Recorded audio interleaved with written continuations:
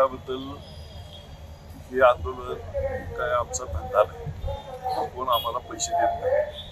इथे collector office समोर बसायला आम्ही काही बेकार माणसं नाही, आम्हाला सुद्धा काही जबाबदारी आहे, आमचा वेळही महत्वाचा आहे. परंतु आज ज्या परिस्थितीमध्ये शेतकऱ्याला लोटलेला आहे सरकार, ही खरोखर चिंताजनक बाब आहे.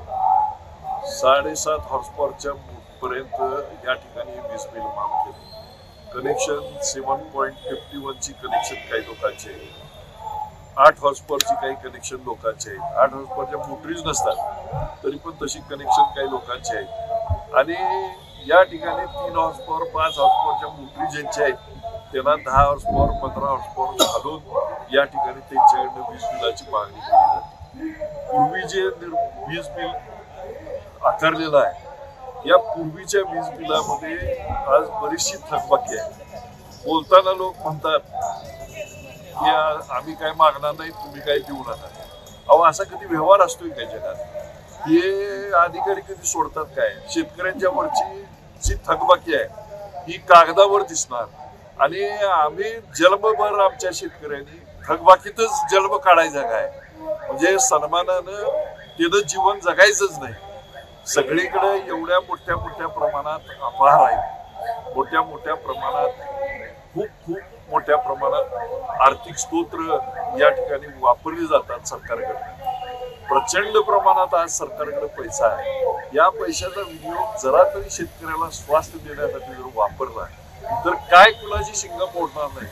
परंतु ती दानत पाहिजे आणि ती दानत दुर्दैवानं या आपल्या राज्यकर्त्यांच्याकडे नाही आहे. आज इथं आम्ही कुणावर विश्वास ठेवायचा? सहकारी पाणी पुरवठ्याचे वीज बिल माफ करतो म्हणून इथं येऊन आम्हाला उपमुख्यमंत्री सांगतात, ऊर्जा मंत्री सांगतात आणि त्याच्याबद्दल एक शब्द नंतर चकार शब्द काढत नाही.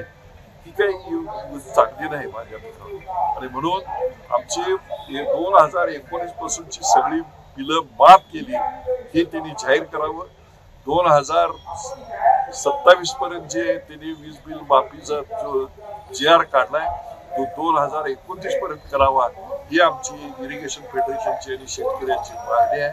आणि ती मागणी आम्ही घेतल्याशिवाय राहणार नाही, एवढंच या निमित्तानं मला सांगायचं.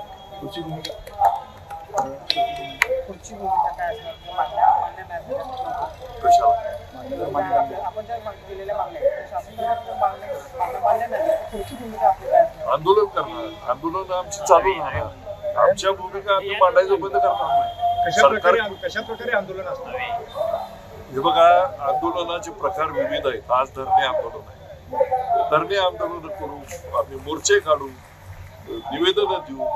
दिलेल्या ठिकाणी आम्ही दाद मागायचा लोकशाहीनं आम्हाला दिलेला, डॉक्टर बाबासाहेब आंबेडकरांच्या घटनेनं आम्हाला दिलेला हक्क, आणि त्या हक्क कोण आमचा हिरावून घेऊ शकत नाही.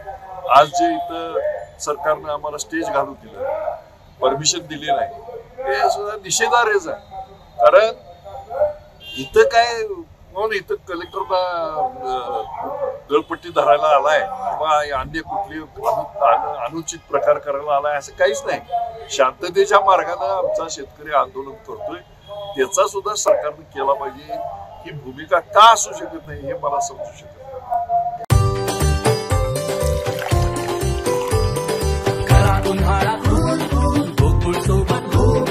गोकुळच्या ताक, दही आणि लस्सी सोबत हा उन्हाळा बनवा अधिक टेस्टी, अधिक कूल. गोकुळ सोबत गोकुळ.